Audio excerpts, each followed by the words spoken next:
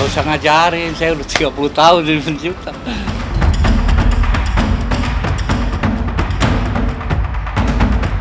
Harus tamat mungkin karir saya, nggak apa-apa, memang itu semua kehendak Allah itu mah.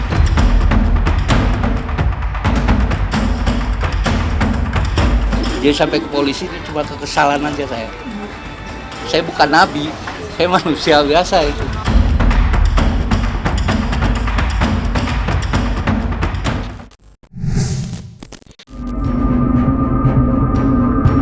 Dilaporkannya pedangdut Lesti Kejora oleh pencipta lagu Yoni Dores ke Polda Metro Jaya pada tanggal 18 Mei 2025 kemarin mendapat sorotan tajam dari sejumlah kalangan. Tidak sedikit yang mendukung Lesti, terutama fans beratnya yang selama ini menjadi garda terdepan dalam mendukung Lesti berkarya di belantika musik Indonesia. Alhasil, berbagai cibiran dan hujatan ramai-ramai dialamatkan pada Yoni Dores yang dianggap memeras Lesti dan dituding laporannya ke Polda Metro Jaya hanya mengada-ada yang pada ujungnya mencari keuntungan pribadi. Menanggapi berbagai tudingan miring, adik kandung almarhum Dedi Dores itu buka suara. Meski banyaknya kritik hingga cibiran, tidak akan mengubah pandangan Yoni Dores mengenai dugaan kesalahan yang dilakukan Lesti, yang dituding mengcover lagu ciptaannya tanpa meminta izin terlebih dulu. Lantas, seperti apa tanggapan Yoni Dores menghadapi banyaknya suara sumbang usai melaporkan Lesti Kejora ke Polda Metro Jaya? Pas saya buka YouTube, melihat ada cover. Gang, label, ada label, gambarnya Lesti, tulisannya Bagai Ranting Ring. Saya klik loh, ya kan? Lihat lagunya, oh, ini ada lagu saya. Mulai saya kumpulin tuh. Dan tidak, ini kan yang saya dengar di sekarang di luaran, semua nyerang saya. Dipikir saya ini menuntut Lesti menyanyikan di TV-TV itu. Salah besar, bukan itu, belum sejauh itu. Kalau memang saya mau menuntut soal show, banyak sekali. Banyak saya, pasti gede urusannya. Yang jelas pada komentarnya pada nggak ngerti aja. Dia ngomong kalau misalnya nanya masalah royalti, tinggal tanya ke LMK, tapi dengan syarat daftarin dulu. Gak usah ngajarin, saya udah 30 tahun jadi pencipta. Udah tahu. Sementara saya ada kasus gini semua nyerang. Jadi harus seperti apa ini? Nyerangnya yang aneh-aneh ngomongnya. Bahwa saya nuntut Lesti nyanyi di TV. Sampai siapa ada? Si Ibu Siwi garda terdepan juga. Apa? Kok sampai begitunya? Lagu Payun mau diboikot seluruh TV, silahkan aja mau diboikot. Harus tamat mungkin karir saya, nggak apa-apa, memang itu semua kehendak Allah itu kan. Jadi sampai ke polisi itu cuma kekesalan aja saya. Saya bukan nabi, saya manusia biasa itu.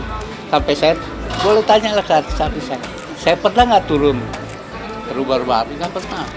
Baru ke rumah Lesti setelah sekian lama. Saya tunggu kok nggak ada kabar sama sekali. Sementara cuma pengen tahu nih, ini yang bikin siapa Lesti? Cuma nanya gitu. Kalau misalnya ketemu waktu itu, saya cuma menanya, Lesti ini bener suara kamu? Wah gitu kan? Karena musiknya musik orkesan gitu musiknya, udah nggak ada izin, nama penciptanya nggak ditulis lagi. Jangan gitulah, kasihan lah penciptanya miskin di Indonesia. Ya prosedurnya kalau misalnya dibikin untuk dikomersikan ya harus ke pencipta atau ke publishernya kan? Itu yang dituduh, undang-undangnya begitu kan? Kalau LMK kan cuma buat perform. LMKN tidak boleh menerima uang mekanikal. Uang mekanikal itu uang pembayaran buat pembelian lagu yang itu dikomersilkan. Nggak boleh. LMKN hanya ngolek performing aja. Kalau pencipta, semua pencipta mendukung dengan ini karena memang untuk memberikan contoh aja buat penyanyi lain supaya jangan begitu gitu. Kalau misalnya mau pakai buat buat cover, kan cover kalau misalnya masukin ke YouTube berarti kan ada komersil ya, berarti memang harus bayar. Lagu-lagu saya banyak yang pada bayar ada di YouTube. Di Belantika Musik Dangdut Indonesia, Lesti Kejora ibarat bintang yang bersinar terang, memiliki suara merdu dan masih berusia muda. Tak heran banyak yang mengidolakannya. Di tengah pencapaiannya sebagai penyanyi dangdut, ujian datang seperti menghadang langkahnya. Istri Rizky Bilar itu dilaporkan ke Polda Metro Jaya atas dugaan pelanggaran hak cipta. Atas kasus tersebut, ibu dua anak itu terancam hukuman 5 tahun penjara dan denda 1 miliar rupiah. Terlebih yang melaporkan Lesti bukanlah nama asing di dunia musik. Ya, Yoni Dores, pencipta lagu yang sudah terbukti sukses dengan lagu-lagu hitsnya yang dinyanyikan banyak penyanyi papan atas yang terpaksa melaporkan Lesti usai merasa tidak dihargai atas karyanya di cover tanpa seizinnya. Dari situ pula, asisten Yoni Dores bersuara lantang mengkritik Lesti. Namun, atas kritikan pedasnya itu pula, asisten Yoni Dores itu mendapat serangan masif dari sejumlah kalangan, terutama fans berat Lesti. Lantas, apa tanggapan asisten Yoni Dores usai mendapat serangan masif dari para penggemar Lesti? Saya juga minta maaf kalau kemarin itu ada kata-kata saya yang salah. Entah itu terlepas dari diedit atau tidak diedit, ya kan? Dan saya juga walaupun penyanyi, saya juga kepengen Lesti untuk segera temuilah Pak Yoni. Pertama memang itu salah saya untuk jadinya kelihatannya bicaranya seperti itu. Padahal kan itu saya sebelum nyanyi itu ada saya ngomong yang lain dan ditanyanya hal yang sebenarnya bukan ngarah ke situ. Sampai itu sebenarnya ada yang diedit. Sedangkan yang bicara saya yang baik-baik, yang saya bilang Mbak Lesti tolong dong, Mbak Lesti kan tuh panutan, semua orang kan fans, semua ya kalau saya lihat Dede itu di TV, kan saya hanya bisa lihat di TV. Yang sepenilaian saya, pasti Lesti itu orangnya humble, pasti Lesti itu orangnya tuh bijak, nggak ada itu semua keluar di media gitu loh. Yang bagus-bagus ya saya ngomong tentang Lesti, saya bilang saya nggak pernah bilang Lesti suaranya jelek, nggak ada. Saya bilang saya ngefans Lesti itu suaranya luar biasa, saya bilang gitu. Ya, nggak tahu kenapa yang bisa timbul di saat itu. Tahu saya emosi itu speednya aja ya kan dicepetin ya, gitu. Padahal nggak begitu emosi banget aslinya. Saya tuh ngefans banget sama dia, saya tuh ngefans banget sama Lesti. Gitu loh, dan saya ngelihat apalagi ya kan saya ikut juga ya, saya tuh salut bener-bener kok ada yang bisa suaranya keren banget begini. Sebenarnya bangga juga bagai ranting yang kering itu dinyanyiin sama dia, kenapa nggak bangga gitu loh. Saya juga seneng kalau lagunya, makanya gini, dengan ada yang ketemu dengan Pak Yoni, kenapa nggak nextnya bisa juga dia nyanyiin lagunya Pak Yoni yang memang untuk dia, kan itu. Dan suatu kebanggaan juga mungkin Pak Yoni untuk bisa menciptakan lagu buat dia gitu loh. Mungkin kan silaturahmi itu kan terjalin kalau kita kenal sama-sama kan bisa kedepannya baik-baik. Dan saya tuh sangat-sangat menghargai Mbak Lesti, bukannya kebalikannya. Kalau yang kayak kemarin tuh saya juga suka ketawa sendiri kalau lagi ngelihat tayangan-tayangan di medsos tuh. Ya saya pikir ini lucu banget gitu. Karena memang nggak ada niat ke situ, jadi saya anggapnya lucu aja. Saya sendiri nggak ada kepikiran ke situ loh. Kalau bakalan dapat duit karena kita diundang, ditelepon, kalau nggak datang nanti malah salah paham. Karena kita diundang ya kita datang, dan lagi pula juga pikir kalau live itu kan lebih live, lebih real untuk Pak Yoni Dores menceritakan kronologi semuanya. Jadi nggak ada yang diedit-edit. Demi Pak Yoni Dores apapun saya ikhlas karena beliau juga ikhlas.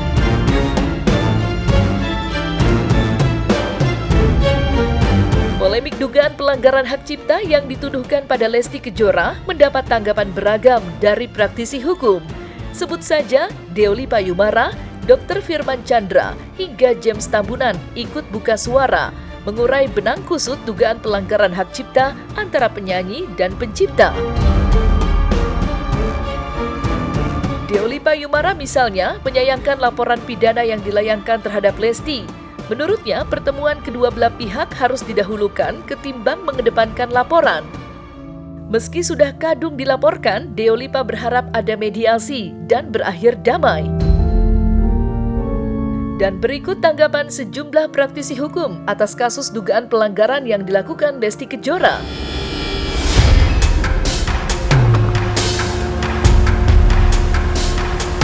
Mengenai Undang-Undang Hak Cipta, kemudian tentunya terdengar bahwasannya kuasa hukum Lesti menjawab.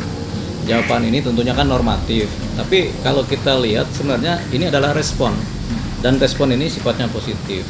Satu hal, kemarin mungkin Yoni Doref somasi nggak ditanggapin, bukan berarti posisi negatif juga, tapi kemungkinan mungkin responnya kurang atau apa, kan namanya salah paham juga bisa terjadi kan. Jadi ini adalah posisi di mana seharusnya kedua pihak bisa kemudian berdamai gitu. Patut diingat Undang-Undang Hak Cipta itu sebenarnya posisi undang-undang pidana, ada pidananya memang, ada perkataannya, tapi kalau pidananya itu adalah ultimum remedium. Jadi upaya-upaya pidana itu upaya yang terakhir kalau memang sudah tidak ada upaya lain. Nah, sementara kalau dalam posisi ciptaan lagu, penyanyi ini kan banyak upaya. Ada upaya ngobrol, mediasi, kemudian ada upaya perdata secara sederhana, kemudian ada lagi lembaga yang menaungi ini kan, ada lembaga manajemen kolektif nasional yang bisa menaungi ini. Jadi sebenarnya jauh untuk sampai kepada persoalan pidana. Tapi ini kemudian langkah yang dilakukan oleh seorang Yoni Doref ini, Yoni Dores ya, dia kemudian mencoba bikin laporan polisi dan diterima. Ketika bikin laporan polisi kan membuat shock kan ini kan. Nggak tahu tujuannya sebagai pidana murni atau apa, kita belum tahu, tapi kemungkinan ini adalah shock terapi aja, ngesu biasa aja yang kemudian bisa ditanggulangi dengan respon positif. Jadi kita bisa berpandangan ya Yoni Dores ini nggak serta-merta mau pidana kan, tidak. Tampaknya ini dia ya sudah, ini saya laporkan loh, gimana responnya. Tapi kan ini responnya juga bagus dari seorang Lesti Kejora kan. Jadi kemudian bisa dianggap ini akan selesai dengan cara mediasi dan berdamai. Yang paling penting dalam Undang-Undang Hak Cipta itu, terutama untuk ciptaan lagu ini, lebih berlaku prinsip hukum pidana, yaitu ultimum remedium. Upaya pidana adalah upaya yang paling terakhir kalau upaya-upaya lain tidak tercapai. Patut diingat sekali lagi, ultimum remedium. Langkah hukum pidana adalah upaya terakhir dalam pemidanaan seseorang, sementara masih banyak upaya-upaya lain yang bisa dilakukan. Nah, sementara dalam kasus ini banyak sekali upaya-upaya lain yang non pidana yang bisa dilakukan. Jadi ini tidak serta-merta berlaku hukum pidana. Berarti menurut abang juga setuju terkait dengan pernyataan pihak LMKN tadi yang memediasikan mereka dan berdamai saja berarti ya bang? Ya sebenarnya bukan mereka mengupayakan, itu tanggung jawab mereka, tugas dan tanggung jawab LMKN ketika mendengar ini segera mereka intervensi. Jadi LMKN ini lembaga manajemen kolektif nasional di mana menaungi pembayaran penerimaan royalti lagu dan ciptaannya. Jadi mereka yang bertanggung jawab sebenarnya. Jadi mereka wajib ini. Jadi LMKN ini wajib mengintervensi. Mereka harus punya inisiatif paling pertama untuk mengintervensi setiap ada perkara-perkara seperti ini. Nah, kita juga nggak bisa menyalahkan Undang-Undang Hak Cipta, karena Undang-Undang Hak Cipta itu tujuannya untuk melindungi si pencipta. Bisa dibilang karena Bang Yoni Dores ini kemudian mungkin tidak ingat LMKN atau dia tidak konsultasi ke sana, dia langsung intervensi dengan Undang-Undang Hak Cipta, sehingga terjadilah seperti ini, kegaduhan seperti ini kan. Tapi memang kita tidak bisa mempersalahkan seorang Yoni Dores, kita juga tidak bisa mempersalahkan seorang Lesti Kejora, karena Lesti Kejora berpikir kan sudah ada lembaga yang menaungi royalti segala macam begitu. Nah, tinggal pertanyaannya apakah lagu-lagu yang di cover, nggak cuma Lesti Kejora ya, ada banyak sekali lagu-lagu yang di cover oleh para seniman, penyanyi kan seniman juga, yang kemudian di cover dan mereka kemudian buat dalam bentuk YouTube atau bagaimana apa kemudian ini di cover oleh LMKN gitu. Nah, ini ada satu persoalan tersendiri. Tapi khusus mengenai Yoni Dores dengan si Lesti Kejora, ya ini langsung bisa diintervensi oleh LMKN untuk didamaikan. Saya coba tanggapi dari dua perspektif. Pertama dari sisi etikabilitas, yang kedua dari sisi payung hukum gitu. Etikabilitas adalah bagaimana seseorang harus mengakui sebuah karya. Jadi bukan hanya lagu, tulisan, buku, artikel, musik, kemudian karya cipta lainnya. Itu harus dihargai karena etika kita kan ke sana. Bila, kan ada bilanya, if dan else-nya ada tuh. Bila seseorang ingin menggunakan spesifik misalnya lagu atau buku, ya kalau bisa izin lah gitu lah. Karena untuk membuat karya itu tidak mudah. Mau karya tulis, karya ilmiah, musik, lagu, itu nggak mudah gitu loh untuk bikin itu. Dan pasti butuh perjuangan dan waktu yang moodnya tepat. Jadi bila public figure tersebut menggunakan lagu orang lain atau musik orang lain, secara etikabilitas sejatinya public figure tersebut harus izin, harus permisif gitu, kepada yang punyanya, kepada yang punya dan atau ahli waris dari yang punyanya.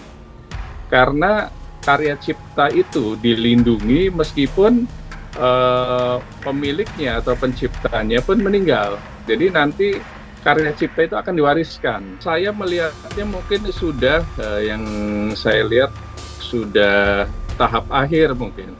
Awalnya mungkin diskusi ternyata nggak digubris, awalnya nelpon mungkin nggak digubris. Mungkin ya ini dugaan-dugaan, biasanya orang yang sudah melakukan laporan polisi itu sudah final.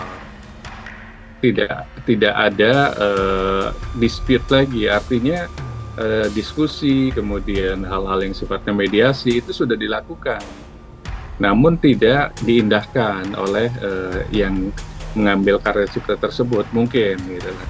Jadi kalau disampaikan tadi atau pertanyaannya apakah sudah tepat? Ya mungkin sudah tepat karena non litigasi sudah dijalani, mediasi sudah dijalani, namun public figure tersebut tidak mengindahkan. Jadinya solusinya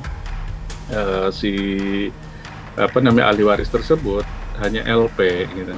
Karena ini kan ancaman hukumannya juga tidak sampai 5 tahun. Artinya kalau menurut saya sayang kalau bertempur di persidangan gitu. Iya, nanti bisa menjadi pelanggaran hukum pidana ataupun perdata, bisa dilaporkan secara pidana, bisa digugat secara melawan hukum untuk membayar royalti. Itu jelas karena saya udah jelaskan tadi harus ada izin daripada pemilik hak ciptaan.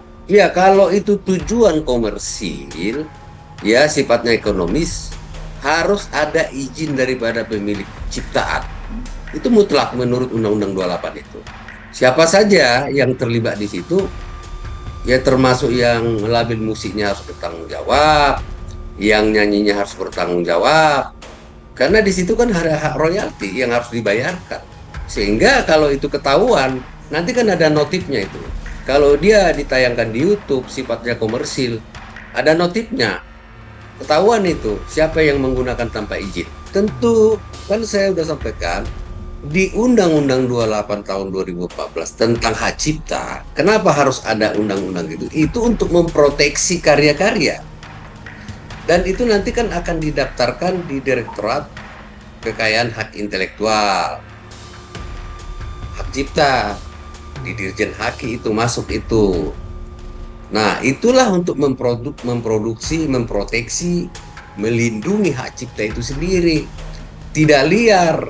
Karena hak cipta itu kan karya ya, karya lagu yang tadi kita bicara karya lagu. Membuat sebuah karya lagu kan gak gampang. Membutuhkan pemikiran, keahlian, biaya, kan gitu. Waktu juga gitu.